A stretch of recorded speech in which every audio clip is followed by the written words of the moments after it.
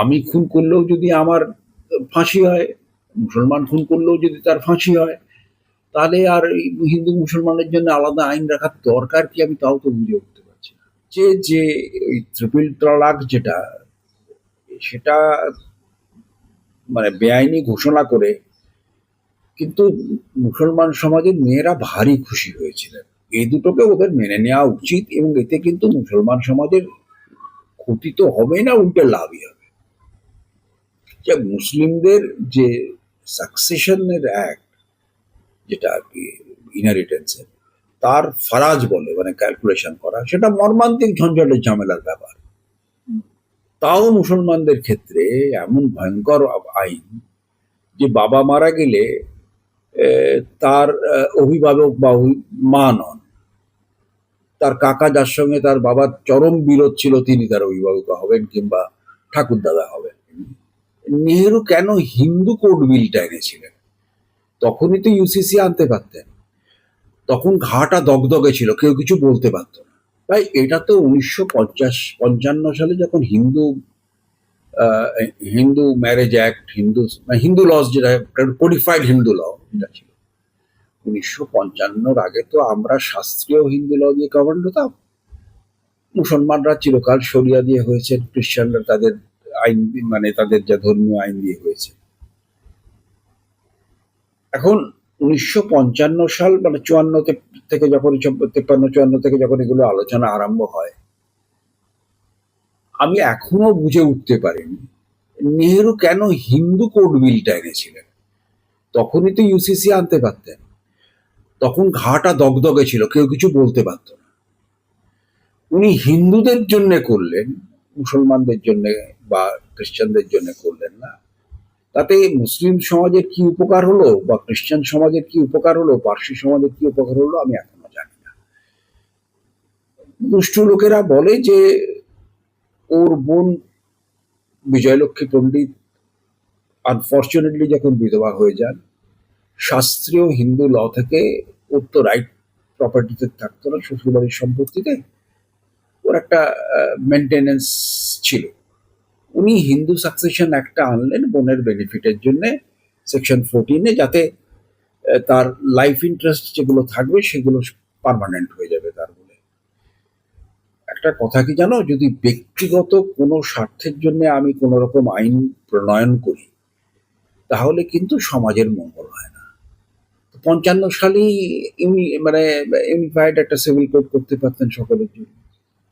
আজকে যদি একটি হিন্দু ছেলে একটি মুসলমান মেয়েকে বিয়ে করে, স্পেশাল ম্যারেজ অ্যাক্ট অনুযায়ী তার যদি ম্যারেজটা রেজিস্টার্ড হয়, তাহলে তো তার ক্ষেত্রে ডিভোর্সটা তালাক তালাক তালাক বললে হবে না। তাকে তো স্পেশাল ম্যারেজ অ্যাক্ট অনুযায়ী মামলা মোকদ্দমা করে ডিভোর্স দিতে হবে। আর আরেকটা হচ্ছে যে ওই ট্রিপল তালাক যেটা, সেটা মানে বেআইনি ঘোষণা করে কিন্তু মুসলমান সমাজের মেয়েরা ভারী খুশি হয়েছিলেন। আর এই যে ইউনিফাইড সিভিল কোড হলে আমার ধারণা মুসলমান সমাজের একাংশ সত্যিই খুশি হবে। মুসলিম সমাজের আইনটা বড় কমপ্লিকেটেড, ওটা হচ্ছে প্রিমিটিভ একটা মানে মরুভূমির কিছু মানুষের জন্য সেই আইনটা তৈরি হয়েছিল। যে কোনো রিলিজিয়াস যে আইন বা রিলিজিয়াস যে সংহিতা, সেগুলো হচ্ছে constitution for the relevant period. আজকেও সেটা রেলেভেন্ট হতে পারে না। তুমি তো পরাশর সংহিতার নামই হয়তো শোনোনি। কলিযুগের জন্য পরাশর সংহিতা হচ্ছে শেষ কথা। তারপরে মনুটা একটা কম্পাইলেশন। আমি এখনো জবাব পাইনি লোকের কাছে। যদি পরাশর সংহিতাতে যখন কলি আসে, তখন সবাই গিয়ে ব্যাসদেবকে বলেন কলির একটা কোড অফ কন্ডাক্ট আপনি করে দিন। তিনি বললেন কলি খুব খারাপ সময়, আমি পারবো না, এটা আমার বাবা পরাশরের কাছে চলুন। পরাশর সংহিতার বাংলা অনুবাদ পাওয়া যায় সংস্কৃত ডিপো থেকে, ছোট্ট কয়েকটা, এবং তারপরে মনু এসছে। এবং আমি দু একজন পণ্ডিতকে জিজ্ঞেস করেছি, যদি পরাশর সংহিতাটাই লাস্ট হয়, তাহলে আবার মনুটা আমরা ফলো করবো কেন? আমরা পরাশর সংহিতা ফলো করলেই ফাইনাল। তার যেটা যুক্তি ওরা দেন, ওরা বলেন যে পরাশর্ত এগুলো করতে বলেননি। এটা ঠিক আমার কাছে যুক্তিগ্রাহ্য মনে হয় না। আমি যদি বলি দিস ইজ ফাইনাল, তো দ্যাট ইজ ফাইনাল। যাই হোক, যা আছে আছে। আমরা না মনু মানি, না পরাশর সংহিতা মানি।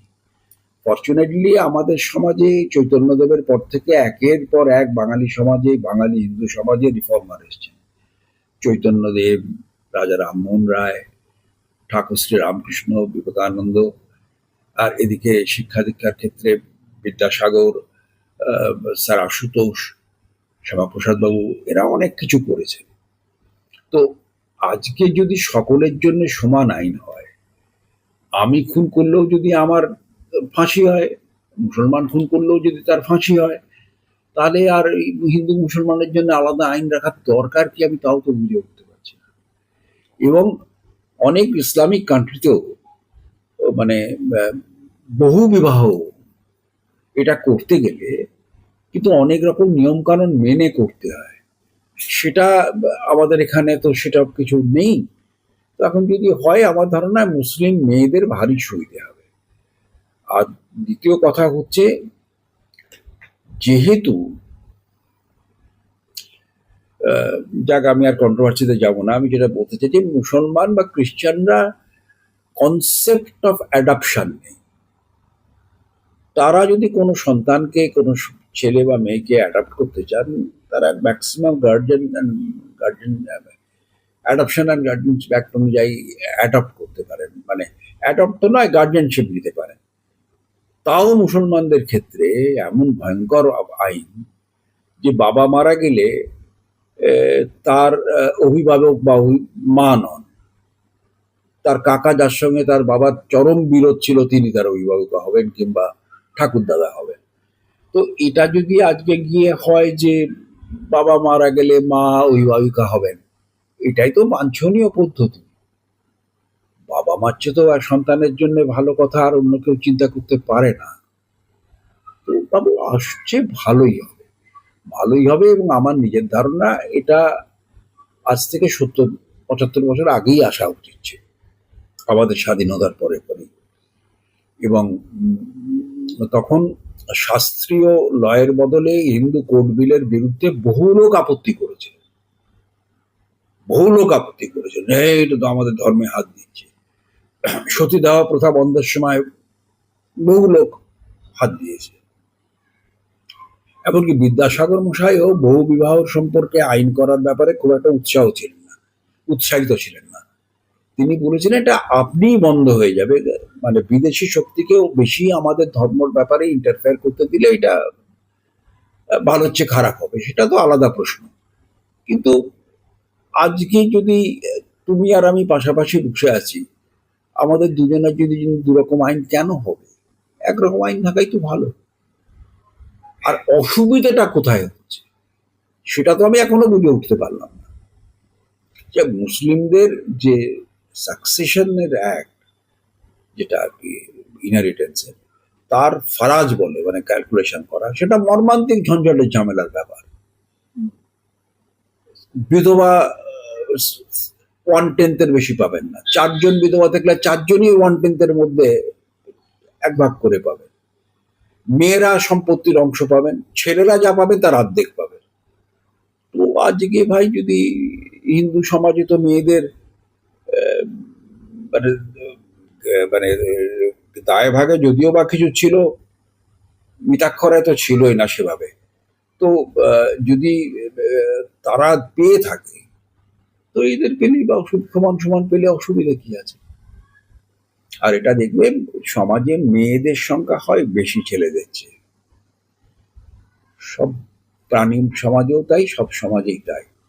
এটা যে হয় তাদের অংশটা যদি বাবা, তাদেরও যদি বাবা মনে করেন একটি লোকের 7টি মেয়ে ছিল আর একটি ছেলে ছিল, তো তিনি একবার আমার কাছে এসেছিলেন যে একটা দলিল করে দিন এমন করে যাতে আমার ছেলেটা বঞ্চিত না হয় বসত বাড়ি থেকে। আবার দুটো জামাই বড় গুণ মেলে,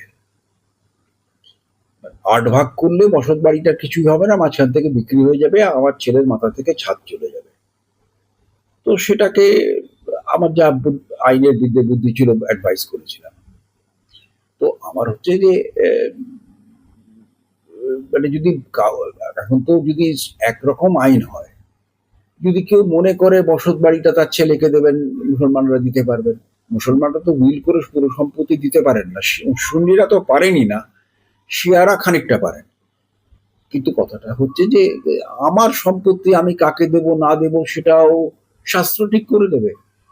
এটা কমন সিভিল কোড এলে আমার কোনো আপত্তির কোনো কারণ দেখতে পাচ্ছি না। সবচেয়ে বড় কথা হচ্ছে ওরা অ্যাডপশন নিতে পারবে। ২ নম্বর হচ্ছে যে অনেক ঘোর প্যাঁচ মার প্যাঁচ থেকে এত কমপ্লিকেটেড আইন থেকে বেরোতে পারবে। আর পরিবর্তন হচ্ছে অবশ্যম্ভাবী।